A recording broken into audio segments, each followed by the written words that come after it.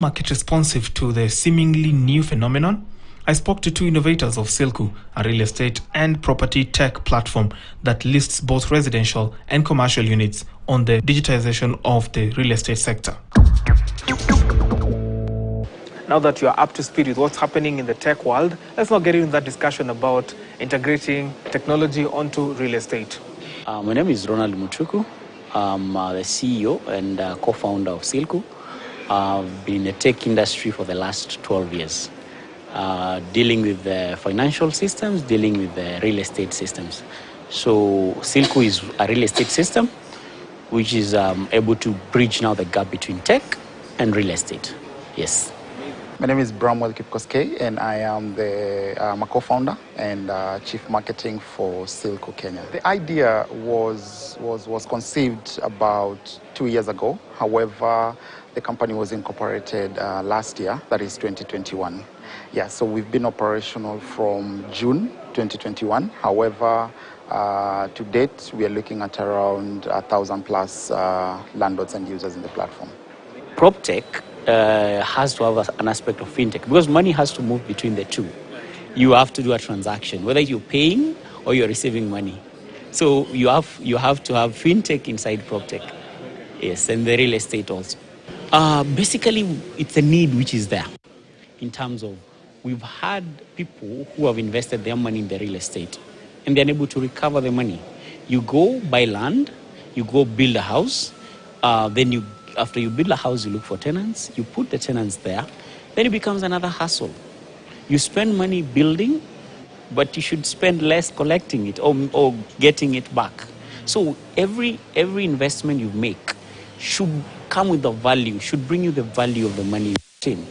So if you put $1 million shillings, you don't expect to make that in 30 years. You expect to recover it as soon as possible. So once you're able to do that, to build, it comes now back to technology. How can we help you now?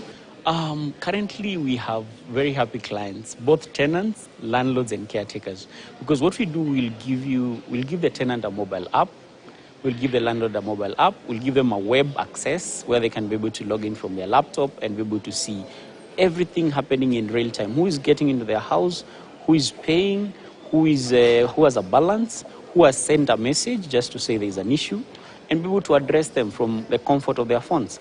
The tenants are also able to access from USSD, dial a menu, access their balances, get their receipts, give notice of vacation, and be able to communicate with the landlord better.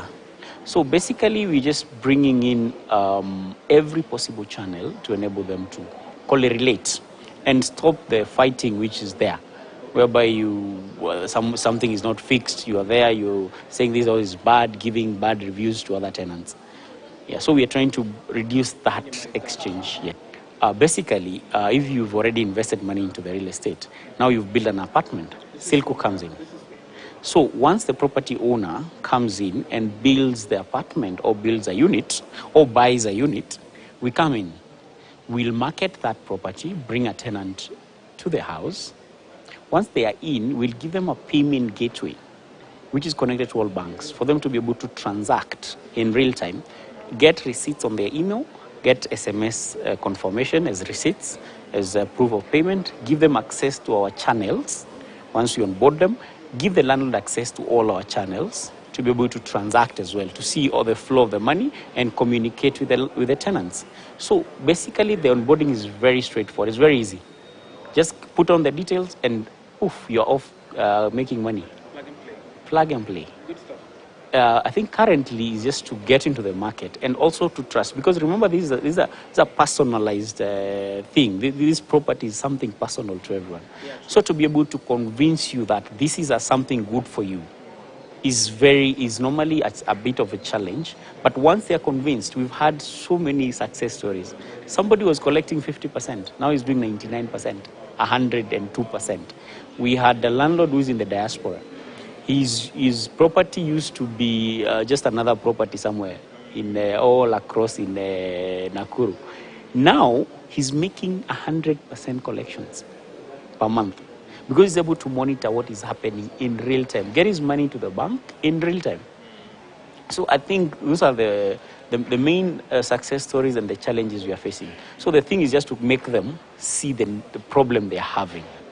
The problem we have is we've had so many cartels in that industry, whereby there are people who are making money from what you are doing. From basically when you're trying to do something as simple as a search, somebody is trying to block you.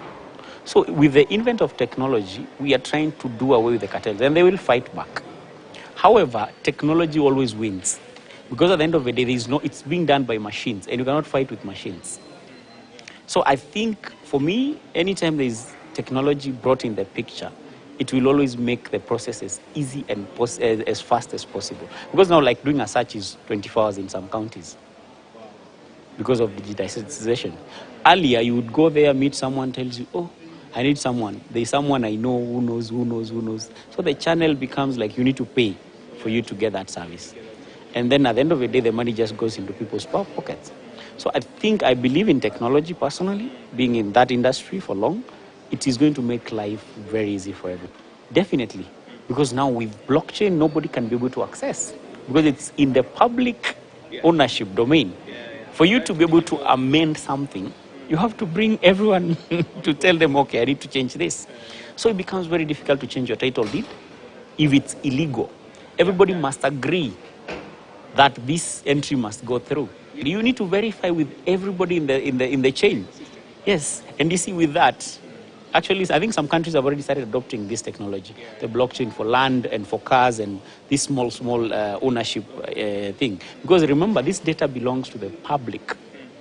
And if you decentralize it, you make sure that the authenticity of the data is perfect. Yes. Good stuff. You talked about that. Yes.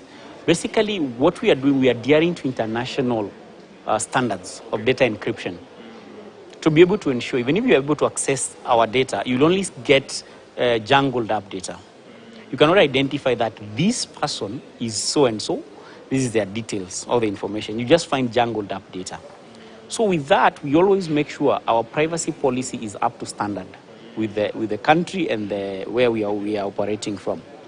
So we are trying to make sure that nobody can be able to access the data, manipulate it, and also even if you access it, you'll not be able to see anything.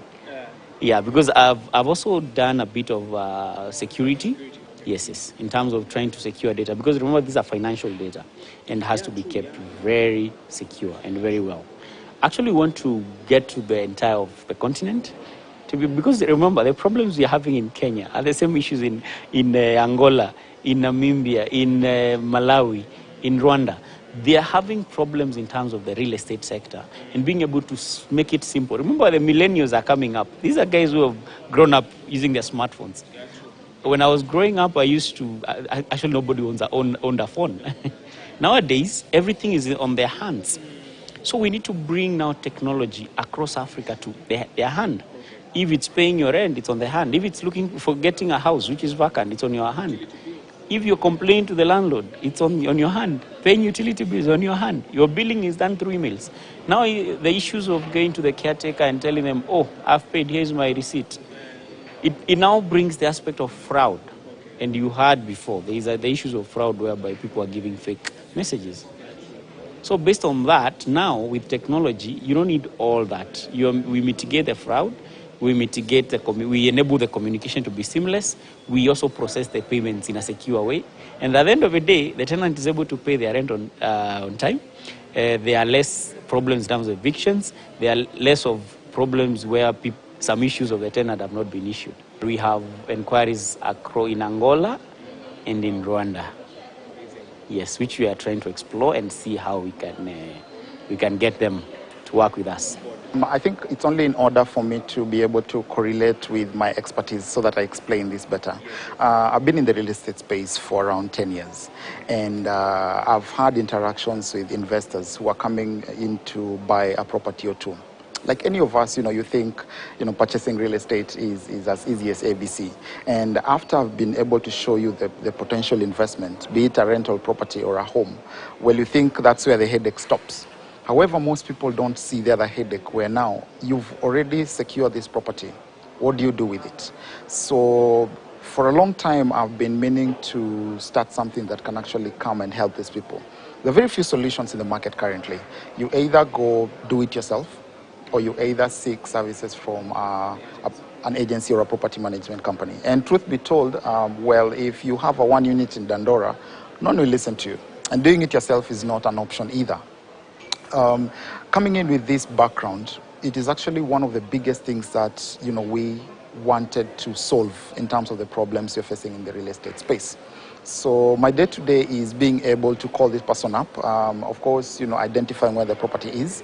We will purpose to visit the property. Number 2 is we've gone a step further to have a listing platform in the system, meaning we actually take pride of your rental investment.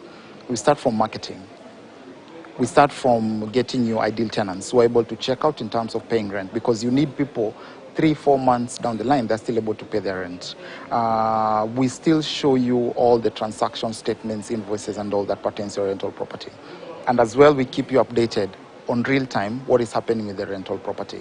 So my day-to-day is involving calling clients, both tenants and landlords, keeping them updated every single day, yes. For a long time, real estate has been perceived as a purchase for the few. And these few are people who have money. But then again, there is me and you who's trying to also just make out an investment with the rental, just to get the rental income, because this is passive income. Well, you don't have to do much to actually collect the rent out of it. However, if you do not have the right technology and if you do not have the right strategies in place, what you think could be an investment that will get you from level A to level B could actually be the one that will make you go bankrupt. And the technology bit for a long time has not been explored. And fintech, who is actually our brother in the industry, has been explored, and accepted. And real estate is a very emotive issue. So, yes, especially when you're dealing with money. So we are actually telling landlords and property owners, especially these first-time homeowners, that the best way you can actually go into real estate is having the right technology. And this right technology should be able to tell you, number 1, who is inside your unit. Number 2, how much they've paid. What are their balances? What are the issues? Because it reduces the landlord-tenant conflict, which is a bigger headache, especially for homeowners. You don't want your phone to be buzzing every single time. You've spent so much in terms of making this investment. Why are you spending so much collecting it? This is where Silco is coming in place. So spend less time collecting it. Very well. Here then are some videos I prepared for you from the internet after that discussion.